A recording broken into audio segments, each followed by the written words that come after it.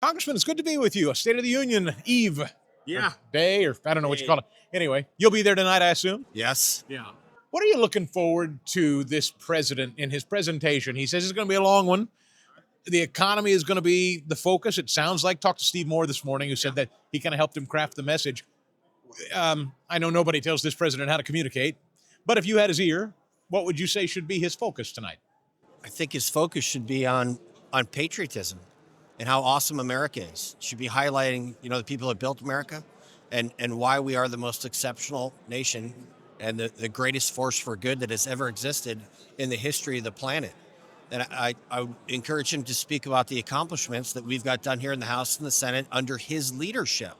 So the Working Families Tax Cut, the Jobs Act, is transformational for a ton of people. 88% of our seniors are not going to pay any federal tax on their Social Security. 88%. In the state of Wisconsin, we're a pub culture. We get together at the tavern and we talk about the Packers and the Brewers, more so the Brewers. It doesn't matter. You know what I'm saying? We all get together. And the hardworking men and women in this place that facilitates our culture in the state of Wisconsin, I don't think they should be paying tax on those tips. You know what I mean? The service industry is tough enough. We do agriculture and manufacturing in the state of Wisconsin. So the folks that are depending on their overtime, working on the shop floor, our union and non-union workers, I don't think they should be paying taxes on their overtime. And another huge thing for the state of Wisconsin, there's two things. We have an issue with maintaining family farms because of the death tax. Well, guess what? There's a $15 million per person exclusion for federal taxes to be able to pass your farm down to the next generation. That is transformational. The other thing is this. There's $50 billion rural healthcare infrastructure provision. That's $203 million for the state of Wisconsin for rural healthcare infrastructure. Every single Democrat in the House and Senate voted against that. And I sure hope the president points that out. Because my Democrat colleagues, we want everything for rural America. We love our farmers. We love our seniors. We love our union workers, our non-union workers. Every Democrat voted against everything I just said. Is most of your district rural? Very rural.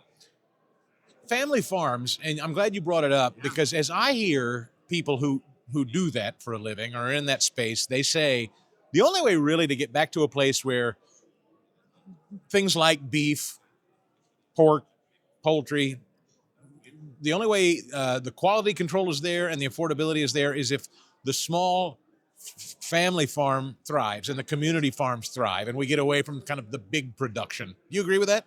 Well, we have to have a diversified agriculture economy. And I think of things, I'm a retired Navy SEAL, I did that for a really long time.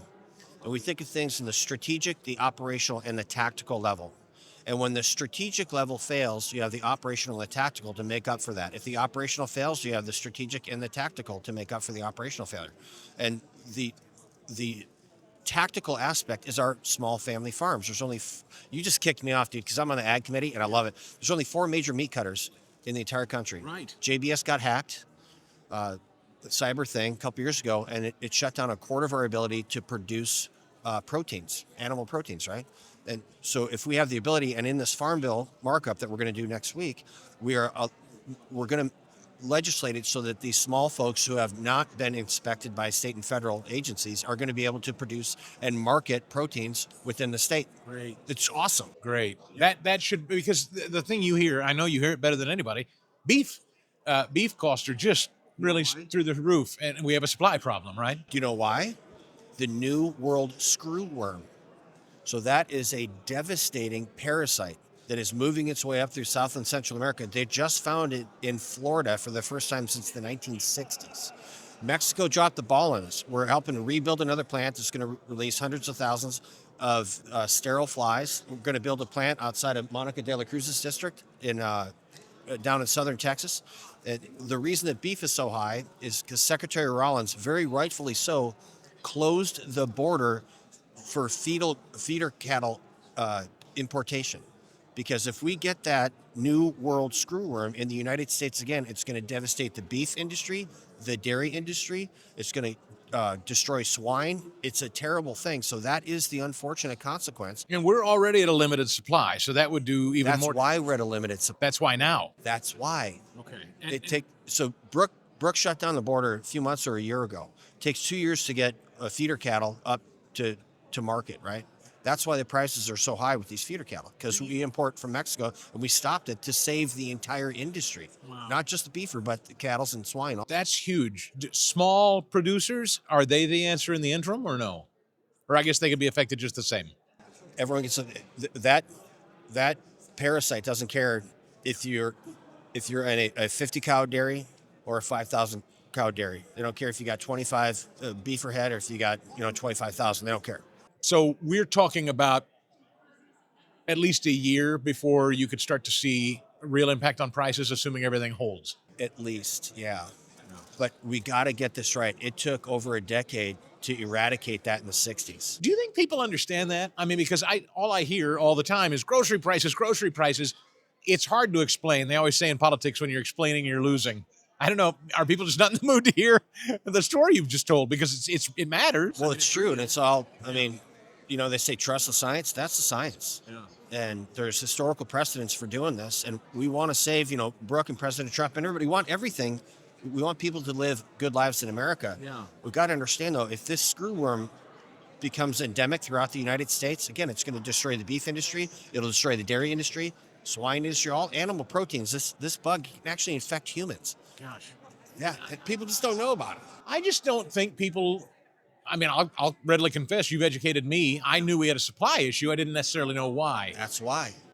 Does it help to explain? Do you think people more disarmed when they hear that? Or is it just beef prices are too high and I'm mad about it? Okay. Unlike my Democrat colleagues, I believe that the American population is smart enough to understand things. I also understand that they're getting up in the morning, they're going to work, and they're supporting their families. Yeah. And that, they sent me here to deal with these problems. A lot of them are very, very complex. Yep. And we're talking about allocating hundreds of millions of dollars to build a factory in southern Texas. People are, why are you doing that? Well, because we want to save hundreds of billions of dollars over the years. Yes. That's why we're doing this. And, that's my job now. And part of my job is to explain these things. That people are trying to live their lives. I mean, for Pete's sakes, you only got a couple more weeks left to ice fish in Wisconsin. Do you really want to sit around and talk about these things as opposed to ice fishing with your family? Right. No, you don't. You want to go ride your sled. You want to do that stuff. And that's, I think, responsible governance is dealing with very, very complex public policy issues and then explaining them to the American public. And they're smart enough to understand this. I swear to God, when it's an 85% issue. Republican, Democrat, black, white, Latino, they want voter ID. Yeah. The only people that don't want it are Democrat politicians and a couple of Republicans. Why? Ask yourself why. When's the last time there's been like an 80 across the board, like 87% issue that Congress refuses to act on? I can't think of another one.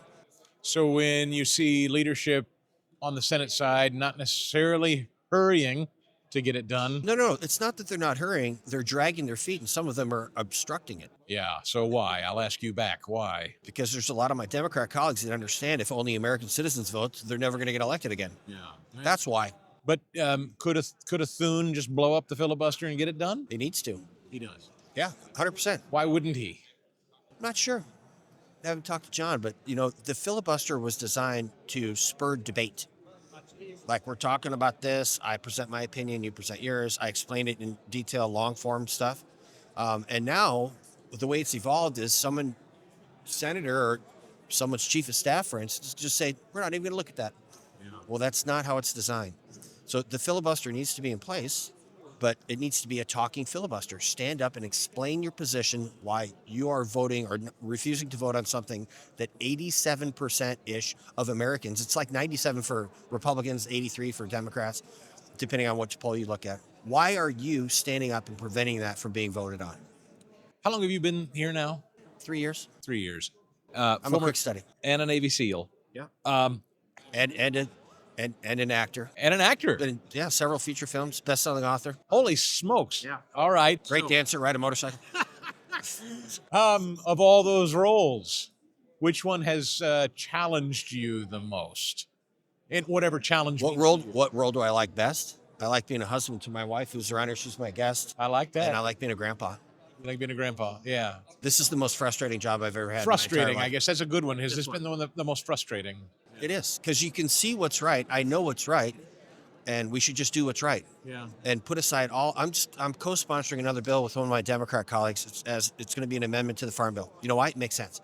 We have a whole bunch of money.